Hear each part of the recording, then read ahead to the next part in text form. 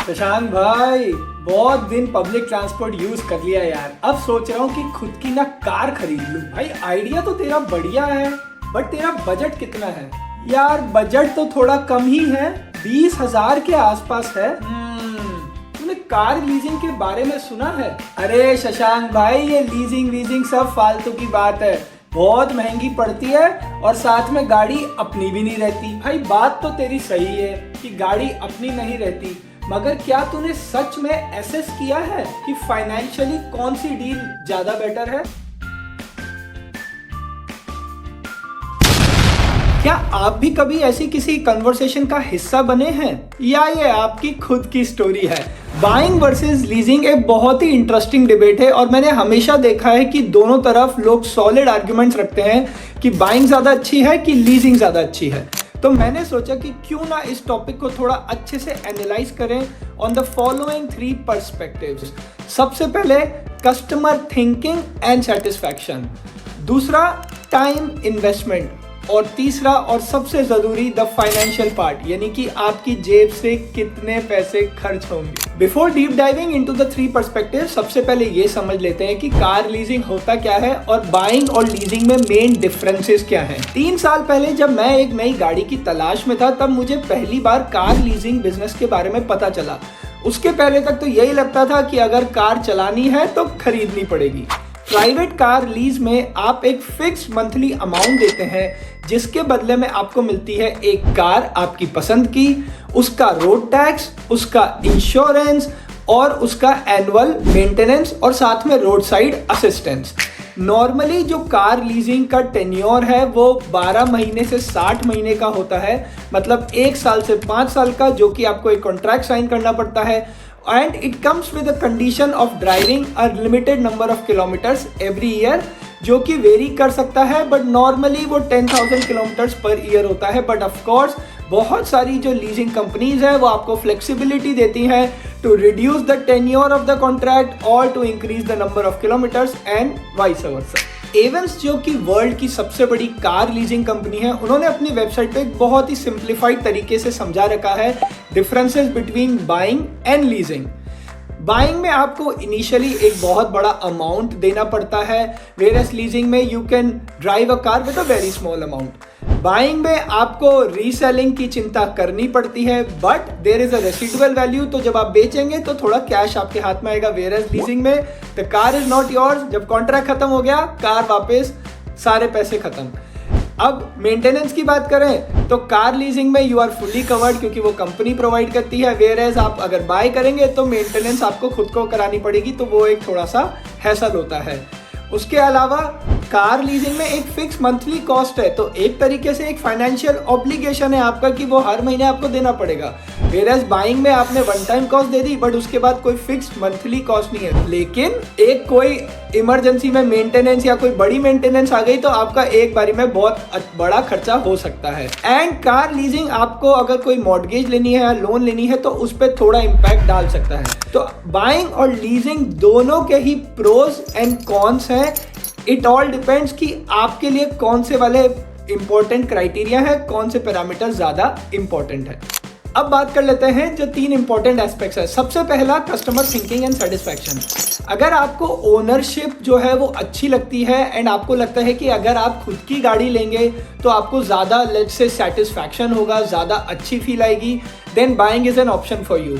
Whereas अगर आपको लगता है कि नहीं यार मैं तो हर 3-4 साल में गाड़ी चेंज करूंगा and I would rather a different car and probably a brand new car every 3 to 4 years, then maybe leasing is something for you. अगर आपके पास एक बजट है और आपको लोन लेने की जरूरत नहीं है, आप सीधा वो लेट्स से कैश पेमेंट कर सकते हैं, then buying is a good option for you. But for example अगर आपका बजट कम है और आपको लोन लेना पड़ेगा जिसपे कि इंटरेस्ट रेट काफी हैवी होगा, तो आप लीजिंग के बारे में सोच सकते हैं। अगर आपको टाइम टू टाइम जो कार को मेंटेनेंस लगती है वो एक हैसल लगता है, तो आप लीजिंग की तरफ जा सकते हैं। लेकिन अगर आपको लगता है कि नहीं यार आई कैन मैनेज दैट, तो आप बाइंग की तरफ जा सकते हैं। सो कस्टमर थिंकिंग और सेटिस्फैक्शन में I think it's a equal split, क्योंकि depending on as an individual आप क्या सोचते हैं, हो सकता है आपको लीजिंग प्रेफरेबल लगे और या फिर हो सकता है आपको बाइंग प्रेफरेबल लगे, क्योंकि ऑफकोर्स जब आप कार खरीदेंगे और उसको जब सेल करेंगे तो वापस आपको कैश मिलेगा, तो you might want to use that for something else. तो मेरे हिसाब से on this particular aspect it's a 50-50 split, so both get 1 point. Time investment, अगर आपको गाड़ी खरीदनी है तो आपको बहुत ज़्यादा रिसर्च करनी पड़ेगी रिगार्डिंग आपको कौन सी ब्रांड की गाड़ी चाहिए, कौन से टाइप की गाड़ी चाहिए, उसका साइज़ क्या होना चाहिए, उसकी रेंज क्या होनी चाहिए, प्लस आपको लेट्स से नेदरलैंड से ही लेनी है या आपको इंपोर्ट करानी है। तो मेरे को लगता है कि गाड़ी खरीदने के लिए टाइम ज़्यादा इन्वेस्ट होगा वर्सेस अगर आपको लीज करना है तो बहुत सारी कंपनीज हैं जो कि प्राइवेट लीज ऑफर करती हैं। आप क्विकली उनकी वेबसाइट पे जाके उनके जो सारे फिल्टर्स हैं उनको यूज करके और उनकी जो ऑप्शंस अवेलेबल है लीजिंग के वो सिलेक्ट करके, and I think that is a much faster process. अगर मैं खुद की बात करूं पर्सनल एक्सपीरियंस की, तो जब 3 साल पहले मैंने लिंकन को लीज किया था, I think it was a very simple and easy process, क्योंकि उस कार में मुझे एवरीथिंग मिल गया जो कि मुझे चाहिए था for my next car, and the process was pretty smooth. मुझे बहुत ज़्यादा रिसर्च भी नहीं करनी पड़ी and it was simple paper work, और ब्रांड न्यू लिंकन को गाड़ी मेरे घर पे आ गई, जिसके लिए मैं एक मंथली फिक्स पेमेंट देता हूँ। तो अगर मैं टाइम इन्वेस्टमेंट में रेट करूँ तो मुझे लगता है कि लीजिंग में आपको कम टाइम इन्वेस्ट करना पड़ेगा, तो यहाँ पे इट स्कोर्स 1 पॉइंट। अब मोस्ट इंपॉर्टेंट पार्ट कि अल्टीमेटली फाइनेंशियली कौन सा ज़्यादा बेनिफिशियल है, यानी कि आपको जो अल्टीमेटली 1 महीने में या ओवरऑल 1 साल में आपकी जेब से पैसा जाएगा वो बाइंग में कम जाएगा कि लीजिंग में कम जाएगा। और उसके लिए मैंने सोचा कि क्यों ना मैं जाऊं उस वेबसाइट पे जो कि एक बहुत ही ट्रस्टेड पार्टनर है और बहुत ही पुरानी 140 ईयर ओल्ड कंपनी है, वो है ANWB यहाँ पर नेदरलैंड्स में, जो कि सबसे बड़ी ट्रैवल असिस्टेंस या ट्रैवल सपोर्ट कंपनी है for all the car owners and all the different car brands जो कि नेदरलैंड्स में ऑपरेट करते हैं। उनकी वेबसाइट पे एक बहुत ही बढ़िया टूल उन्होंने दे रखा है जो कि आपको बताता है कि आपकी कार ओनरशिप की या कार रनिंग की कॉस्ट कितनी होगी। तो वो पर मंथ डिराइव होने के बाद आप कंपेयर कर सकते हैं सेम गाड़ी की जो लीजिंग है उससे, and then you can decide. मेरे पास लिंकन को की प्राइवेट लीज है जिसके लिए मैं देता हूँ 650 यूरोस अ मंथ। तो मैंने सोचा क्यों ना ये ANWB का जो कार रनिंग कॉस्ट वाला टूल है वो सेम गाड़ी के लिए यूज करूं एंड देन कंपेयर करूं कि अगर मैं ये गाड़ी बाय करता हूं तो मेरी क्या रनिंग कॉस्ट आएगी वर्सेस अभी मैं प्राइवेट लीज पे चलाता हूं। ANWB का जो टूल है जिससे आप पता लगा सकते हैं कि आपकी जो कॉस्ट है पर महीने की क्या रहेगी if you buy a car, वो मैंने ओपन कर लिया है। उसमें कुछ डिटेल्स फिल करते हैं एंड लेट्स सी कि क्या रिजल्ट आता है। यहाँ पे वेबसाइट ओपन है और ये रिजल्ट फिल कर लेते हैं। तो सबसे पहले जो कंपनी है वो है लिंकन को, उसके बाद जो टाइप है वो हो गया 01, जो मेरी जो गाड़ी है वो 2022 की है, मई की है। तो और बाकी कुछ डिटेल्स ऑटोमेटिकली फिर हो गई। मैं कब खरीदूंगा, मैं आज खरीदता हूँ, मार्च में खरीदता हूँ मान लीजिए, और मैं खरीदता हूँ 25,000 की क्योंकि रफली इतने की ही मिल रही है। और मैं एज्यूम करता हूँ कि हर साल 10,000 किलोमीटर चली है तो टोटल 30,000 किलोमीटर चली हुई है। उसके बाद मैं इस गाड़ी को 5 साल के लिए चलाऊंगा और मैं रफली 10,000 किलोमीटर ही चलाऊंगा क्योंकि वही जनरली पर ईयर आपके किलोमीटर्स अलाउड होते हैं लीज पे। और मैं अपनी प्रोविंस सेलेक्ट कर लेता हूँ फर्दर। सो बेसिकली इन्होंने एक गाड़ी सिलेक्ट कर ली है जो मेरी प्रोविंस में अभी अवेलेबल है, जिसका जो कंस्ट्रक्शन ईयर है वो मई 2022 का है। मेरी लीज कार का भी सेम है। और तो अभी जो न्यू प्राइस है वो 45,000 यूरोज है बेसिकली इस गाड़ी का। और एज्यूम करते हैं कि आप वो खरीदेंगे। सो इस टूल के हिसाब से जो फिक्स्ड रनिंग कॉस्ट है महीने की वो 437 के आसपास आएगी, और जो वेरिएबल कॉस्ट है वो 271 यूरोस के आसपास आएगी। जो टोटल कॉस्ट है वो 738 यूरोस के आसपास आएगी। एंड अगर आप ये वाली गाड़ी अभी लीज पे लेते हैं तो इसका लीज अमाउंट आई थिंक इन्होंने अभी 800 के आसपास रख रखा है लिंकन को। मैं ऑल्दो मैं क्योंकि बहुत पुराना कस्टमर हूँ तो मैं कम देता हूँ।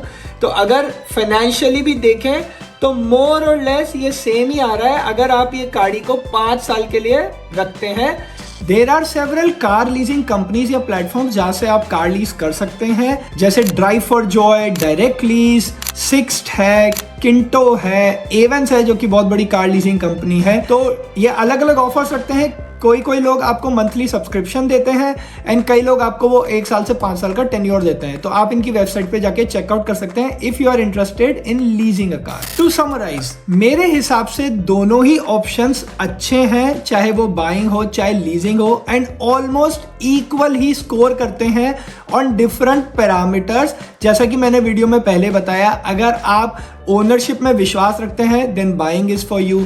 अगर आप नई गाड़ियां फ्रीक्वेंटली बदलने में विश्वास रखते हैं then leasing can be for you. अगर आप हैसल फ्री रनिंग चाहते हैं तो लीजिंग इज फॉर यू। लेकिन अगर आपको for example time to time कुछ मेंटेनेंस कराने में दिक्कत नहीं होती है तो फिर buying is for you. Plus अगर आप रेसिडुअल वैल्यू में विश्वास रखते हैं तो बाइंग इज फॉर यू। लेकिन लीजिंग में ऐसा है कि फिक्स मंथली कॉस्ट दिया and then you get the job done and then you can drive the car, तो लीजिंग इज फॉर यू। तो आई थिंक दोनों का ही इक्वल वेटेज है on most of the parameters. It totally depends on you as an individual और as a family कि आपकी क्या प्रेफरेंस है एंड आपकी फाइनेंशियल सिचुएशन क्या है, प्लस आपके फ्यूचर में प्लान्स क्या है। मैं पर्सनली लीजिंग से काफ़ी सेटिस्फाइड हूँ, इसीलिए ऑलमोस्ट 2.5 ईयर्स से, या इनफैक्ट 3 साल होने वाले हैं मई में, मैं लिंकन को की लीज मैंने प्राइवेट लीज रख रखी है। इसका मतलब ये नहीं है कि मैं ये बहुत लंबे समय तक चलाऊंगा। हो सकता है मेरा भी कभी माइंड बदल जाए, सिचुएशन बदल जाए and I would prefer buying over leasing, but as of now I will drive this car and maybe ऐसा हो सकता है कि I will give back the Lincoln को and maybe take another car on private lease, but that time will tell. अगर आपको ये video अच्छा लगा और इन्फॉर्मेटिव लगा और थोड़ा सा आपको क्लैरिटी आई है regarding buying and leasing, then I hope this is really helpful. अगर आपको लगता है कि कोई सिचुएशन में है and this can help them तो प्लीज़ इसको शेयर कीजिएगा। मैं मिलूंगा आपसे बहुत ही जल्द एक अगले वीडियो में। तब तक के लिए अपना ख्याल रखें। Take care, bye bye.